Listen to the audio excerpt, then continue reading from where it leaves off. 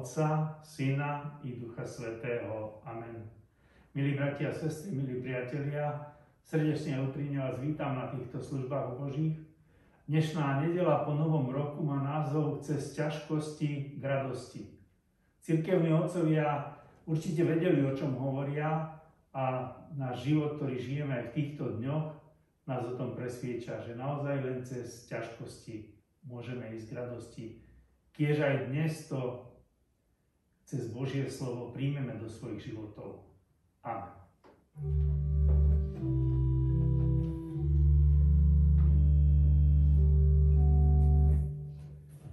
O Ježiši,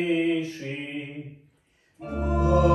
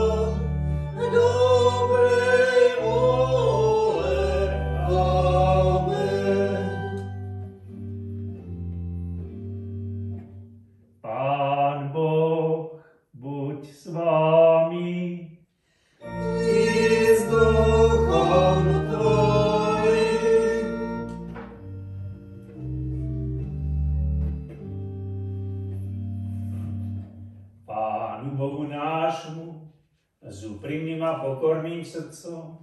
Pomodlíme sa.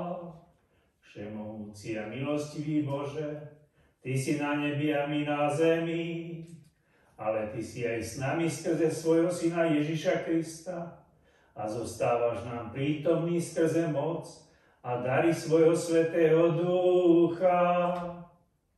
Pomáhaj nám a drž nad nami svoju ochrannú ruku v každom našom položení. Ty nás požehnáváš aj tento svet svojim duchom milosti a pravdy.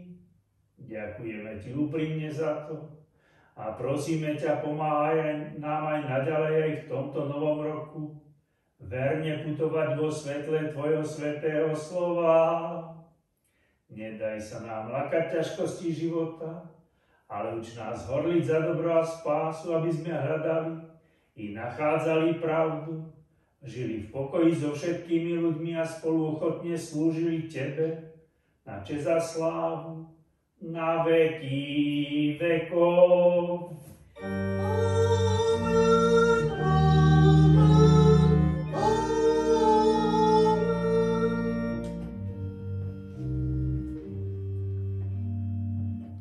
Dnešná svätá nedeľná epištola zapísaná je v prvom liste apoštola Petra v 4. kapitole. Milovaní, nedivte sa ohňu súženia, ktorý prišiel skúsovať vás, ako by sa vám prihodilo niečo nezvyčajného.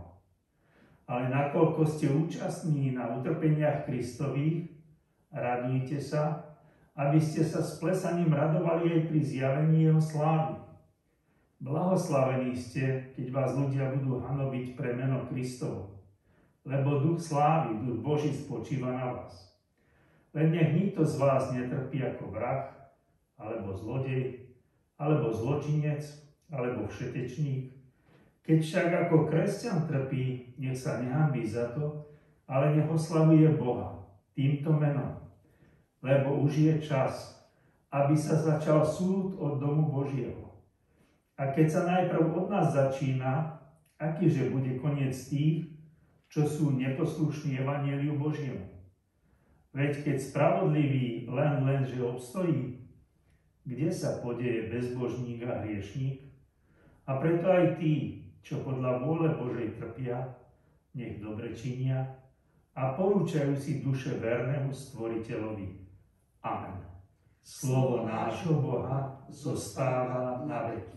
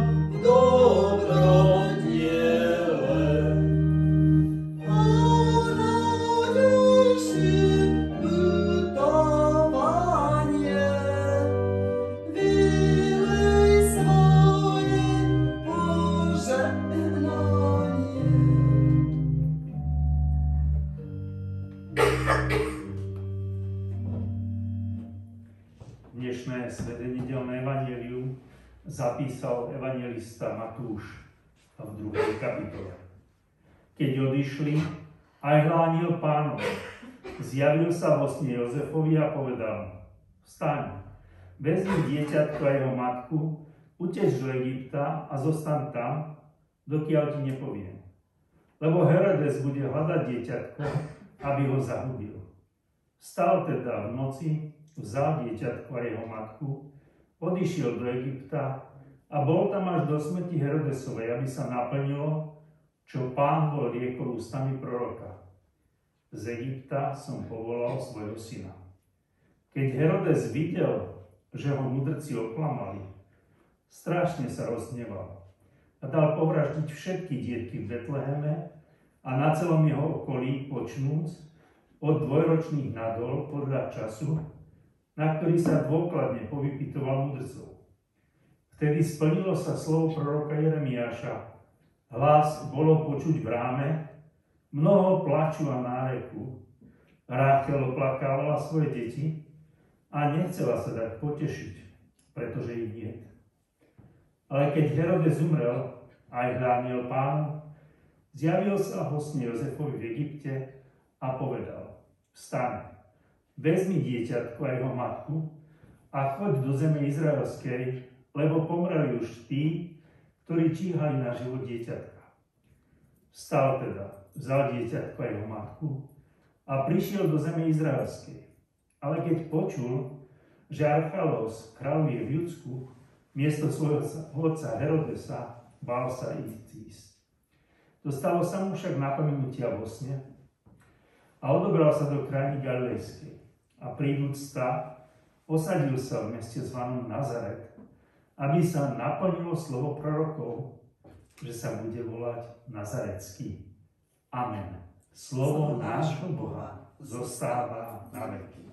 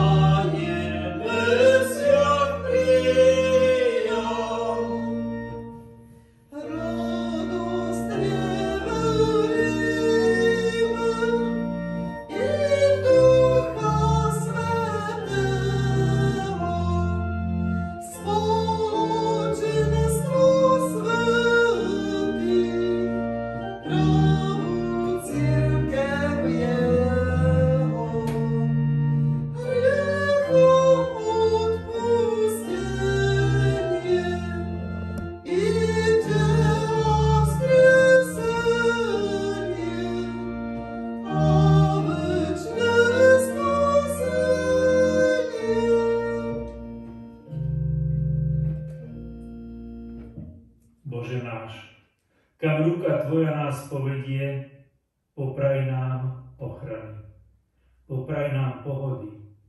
A keď nás zarmútiš, žiaľ ťažký, odstraňuj a svoj ľud prosíme, ochraňuj. Amen.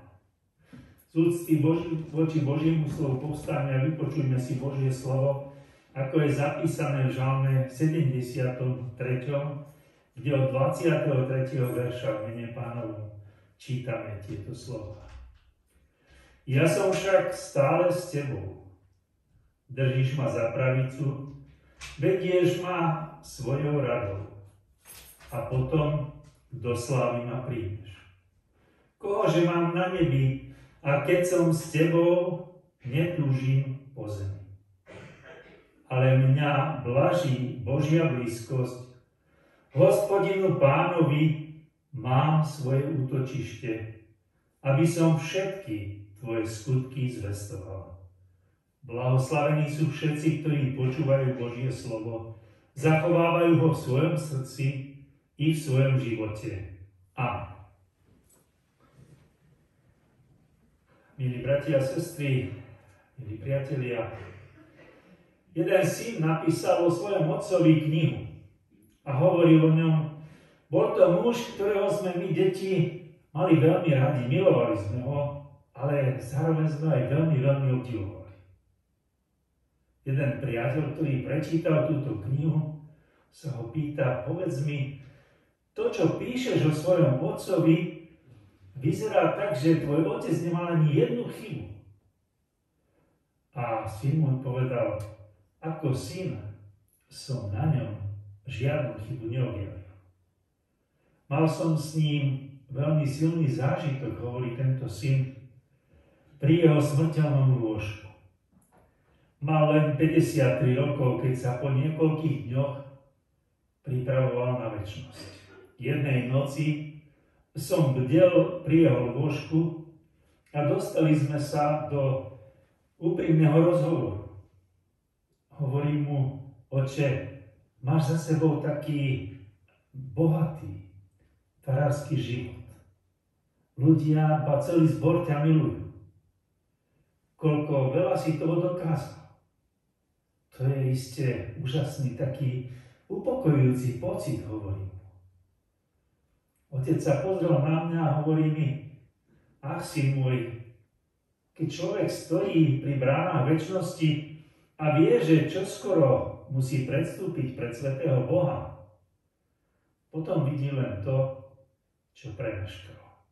Svoje chyby, svoje slabosti a hriechy.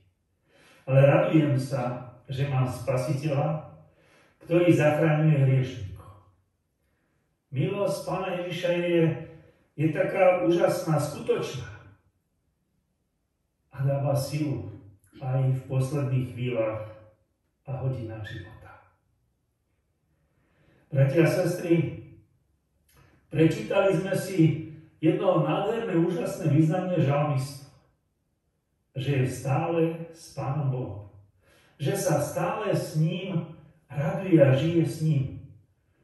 Ba, že Hospodin ho vedie ako dobrý otec svoje dieťa za ruku.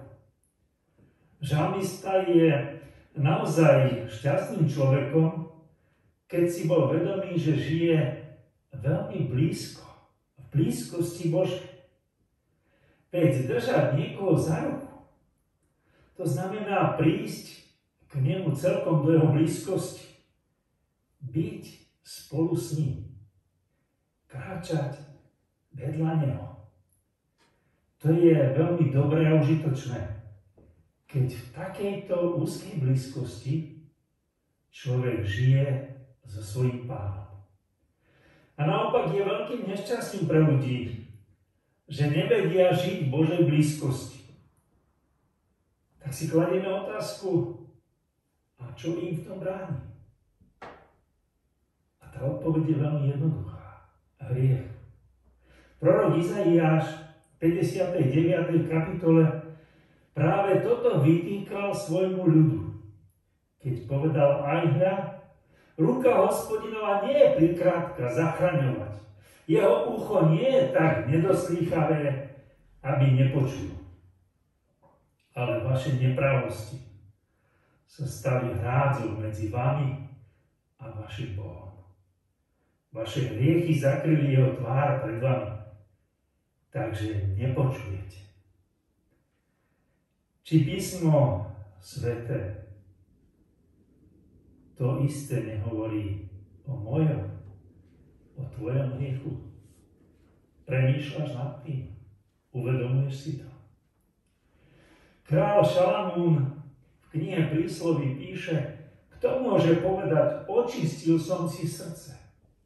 Som čistý od svojho hriechu. A tu si musíme s kráľom Dávidom priznať, hriech môj je stále pred mnou. Tvoje hriechy nás oddelujú od Pána Boha. A práve preto, že človek je hriešný, preto sa bojí, má strach postaviť sa do Božej blízkosti. Lebo oprávnene sa bojí spravodlivého Božieho trestu.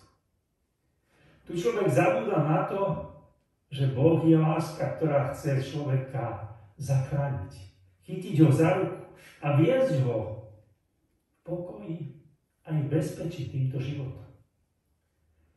Apoštol Ján hovorí, v láske nie je to strachu, ale dokonalá láska vyháňa strach, pretože príčinou strachu sú úzkosti pred trestom. A kto sa bojí, nie je dokonalý v láske. Tak nejako je to, keď je človek hriešný. Keď si tú hriešnosť vo svojom vedomí uvedomujeme, že tie hriechy moje, tvoje, sa postavili ako priehradný múr medzi mňa a svätého Boha. Bojím sa potom oprávnene Božieho hnevu. Iba bojím sa vrátiť svätému Bohu, prísť do jeho blízkosti, kráčať v svojom živote s ním. A predsa, ak nechcem biedne zahynúť, jediný spôsob, ako sa tomu vyhnúť, je vrátiť sa do Božej blízkosti a kráčať životom pod jeho vedením. Otcovi nebeskému sa vrátiť, to je vlastne víťazstvo, lebo len on nás skrze Pána Ježiša Krista môže zachrániť a vykúpiť zo všetkých hriechov. Apoštol Ján vo svojich epištolách píše často o tom, že Boh je láska. Ale sme si vedomí toho, že keď je to pravda, že Boh je láska, tak potom to nepoznajú len tí ľudia, ktorí chodia do kostola. Len tí, ktorí sa modlia. Ale môžu to poznať, môžu to precítiť všetci, ktorí sa navrátia k živému Bohu. Vtedy môžu nájsť aj to poznanie, že Boh je naozaj láska. Ak sa k nemu naozaj celým srdcom vráti, ak mu zverím celý svoj život modlitbe. Marnotratný syn, keď sa vrátil do svojho otcovského domu, tak sa mu dostalo veľmi, veľmi veľa lásky. A on mohol začať nový život. Ale stalo sa to len preto, že on sa vrátil. Preto mu mohol Boh, Otec, prejaviť toľko lásky. Navráť sa k svojmu Bohu. Navráť sa k svojmu Otcovi nebeskému. Priblíž sa k nemu, on sa priblíži k tebe.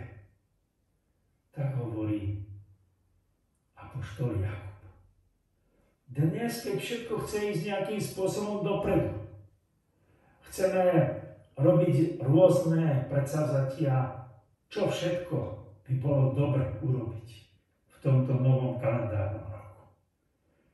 Práve teraz je ten čas vrátiť sa trošku naspäť.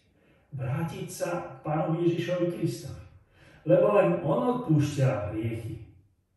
Tvoje i moje. Len on uzdravuje všetky tvoje choroby.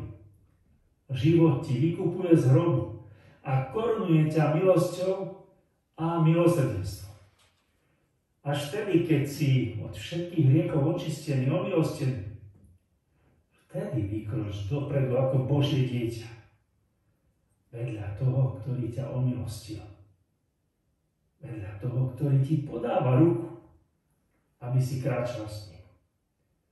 On ťa bezpečne povedie touto cestou života a dovedie ťa bezpečne aj do nebeskej vlasti.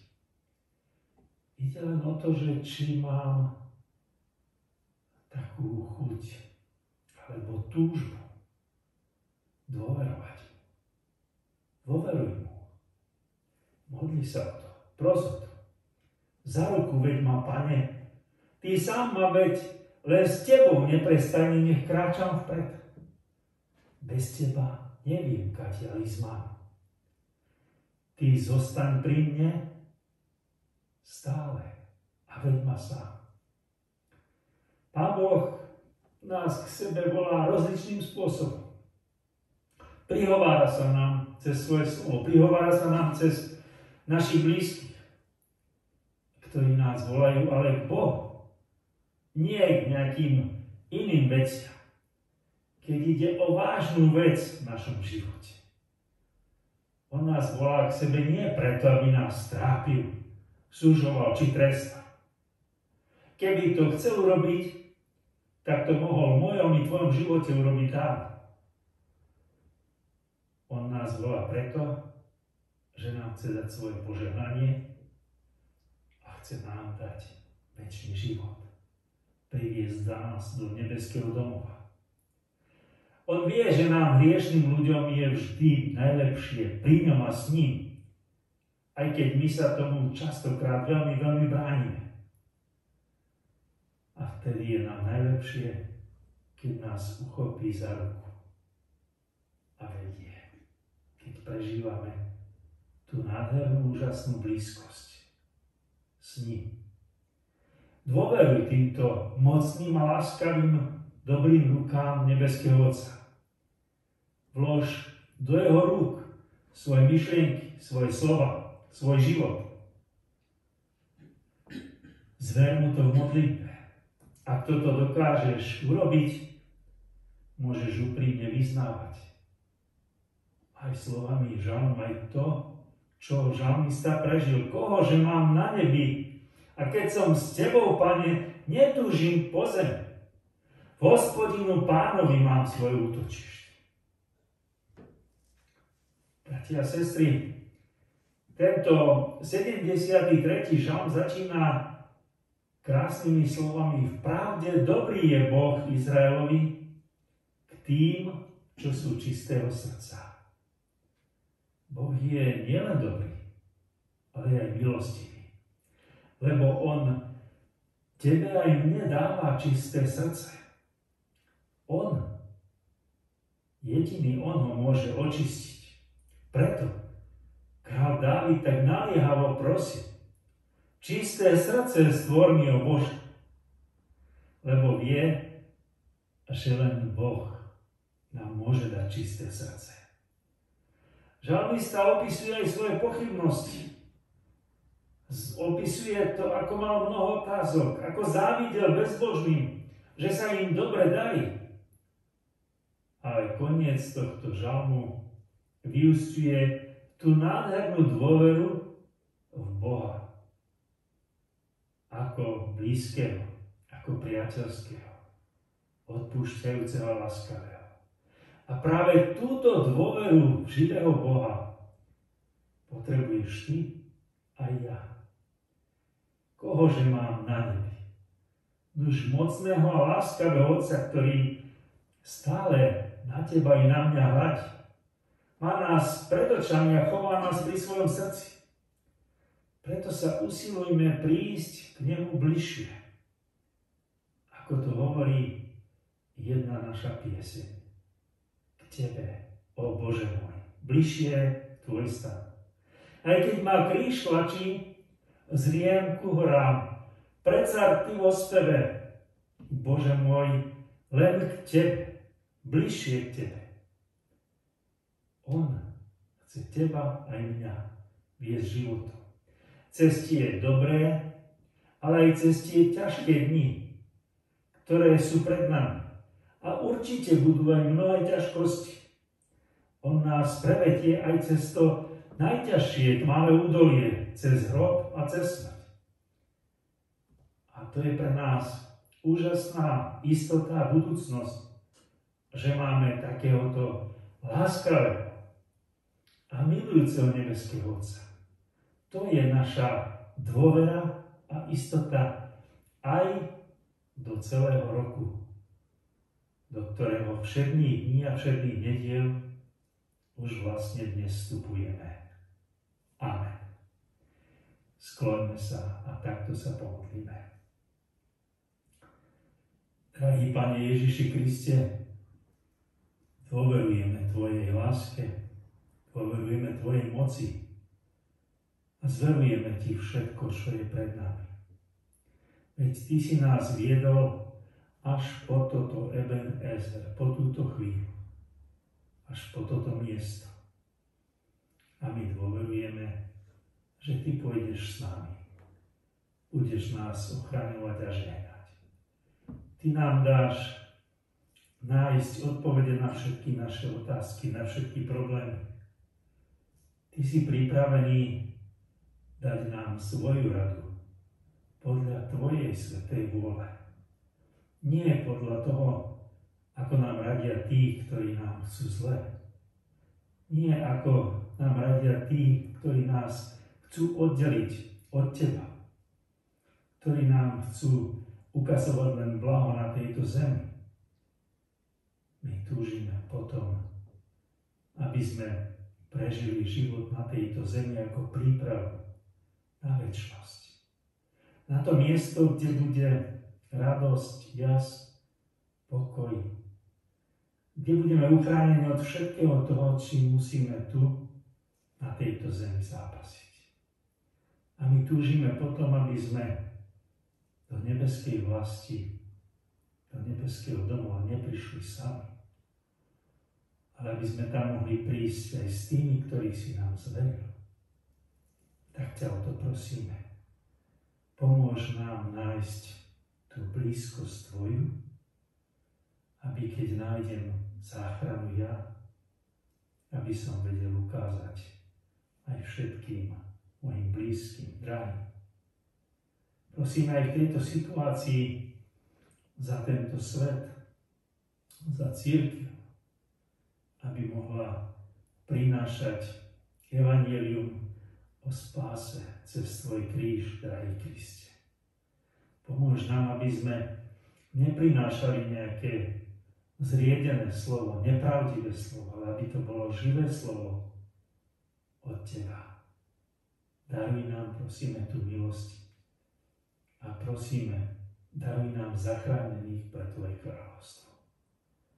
Prosíme za všetkých, ktorí aj v týchto časoch zápasia s vírusom, s koronou, aby si im dával svoju milosť, svoje lekárstvo, aby si posilňoval všetkých tých, ktorí potrebujú sily telesné i duchovné.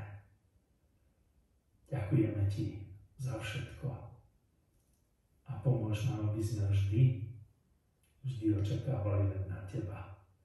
Amen. A spoločne volajme: Oče náš, ktorý si v nebesiach, posväť sa meno Tvoje, príď kráľovstvo Tvoje, buď vôľa Tvoja, ako v nebi, tak i na zemi. Chlieb náš každodenný daj nám dnes a odpusť nám viny naše, ako aj my odpúšťame vinníkom svojim. I neuvod nás do pokušenia, ale zbav nás zlého, lebo Tvoje je kráľovstvo, i moc, i sláva na veky. Amen. Sláva Bohu Otcu, i Synu, i Duchu Svätému, ako bola na počiatku, i teraz, i vždycky, i na veky vekov. Amen. Príjmite požehnanie. Pokoj Boží, ktorý prevyšuje každý rozum. Ten nech chráni vaše srdcia i vaše mysle. Kristu Ježiši, našom Pánovi, k životu a ku spaseniu večnému. Amen.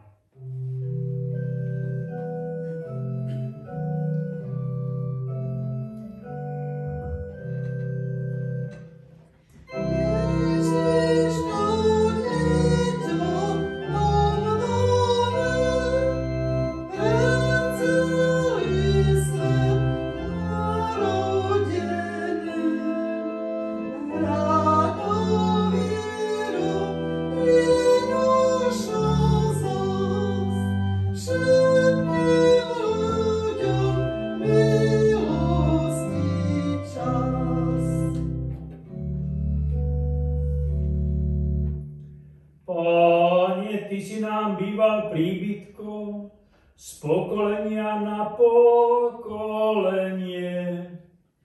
Od veka až na veky, Ty si úctivý.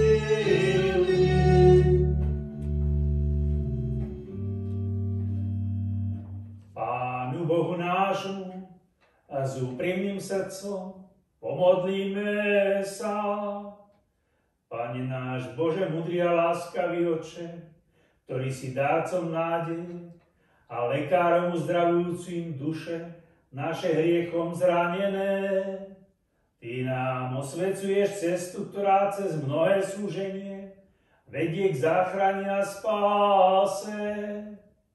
Utvrď nás v dôvere, že milujúcim Teba všetky veci slúžia na dobro, aby sme v Tvojom mene vo svetle Tvojho slova beh svojho života konali.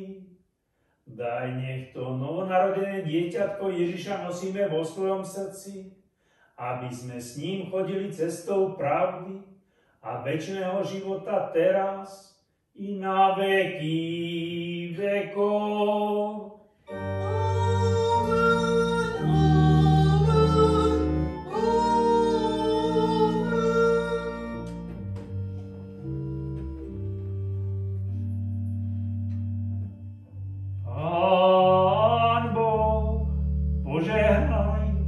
Ochraňuj vás, Pán Boh, rozjasni svoju tvár nad vami a buď vám milostivý. Pán Boh, obráť k vám svoj obličaj a daj vám svoj časný i večný pokoj. Amen, amen, amen.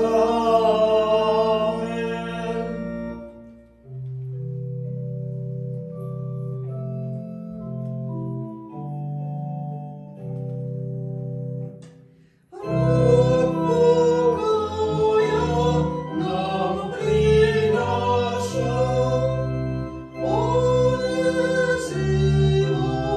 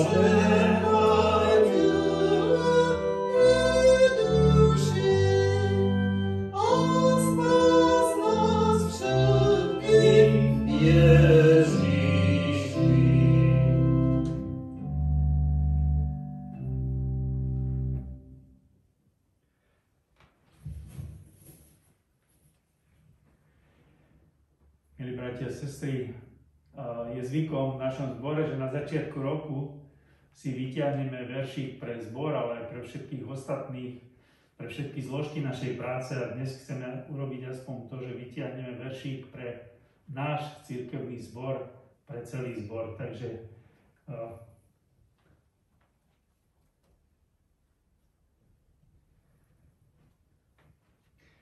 je to teda verš zo Žalmu 68, verš 20.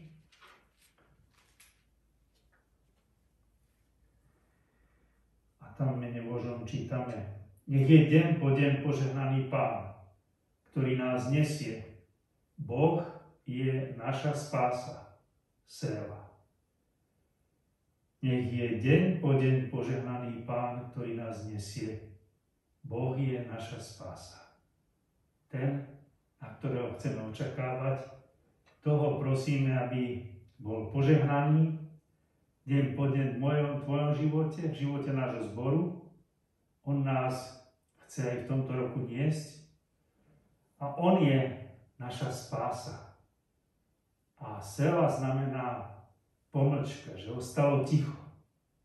A po týchto slovách na Božích by naozaj malo zostať ticho. Nemali by sme mať žiadne otázky, žiadne poznámky, len v tichosti zostať pred svätým Bohom. Kiež je nám na požehnanie toto Božie slovo každému z nás. Amen.